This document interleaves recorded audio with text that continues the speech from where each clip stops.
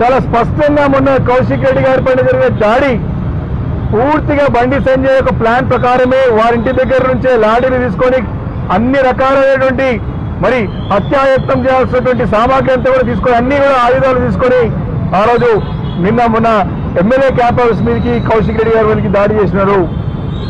కౌశిక్ రెడ్డి గారు ఏం తప్పు మాట్లాడినాయా? కౌశిక్ రెడ్డి గారు ఏం అడిగినాయా బండి సంజయ్ని? ఏ అంశం పైన చర్చకు వస్తావు? చర్చకు రా. నీ యొక్క భాష తొత్తిరి భాష కాకుండా ఊకే ఇష్టం వచ్చేది మాట్లాడదు కాదు. మీకు ఏ అంశం పైన సరే ఆ అంశం పైన మాట్లాడటానికి మా పార్టీ నాయకుడు సిద్ధంగా ఉందా, మా పార్టీ సిద్ధంగా అని చెప్పినాడు.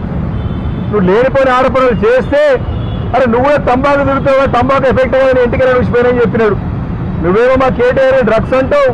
నువ్వు కేసీఆర్ గారికి పుట్టినవని అడుగుతావు. మేము అలాంటి భాష మాట్లాడలేదు. మేము చాలా స్పష్టంగా అంశం పైన మాట్లాడినాం. బండి సంజయ్ గారు, ముఖ్యమంత్రి రేవంత్ రెడ్డి గారు, మీరు మాట్లాడిన భాషలో మీకు సమానం చెప్తే అర్థమవుతామన్నది.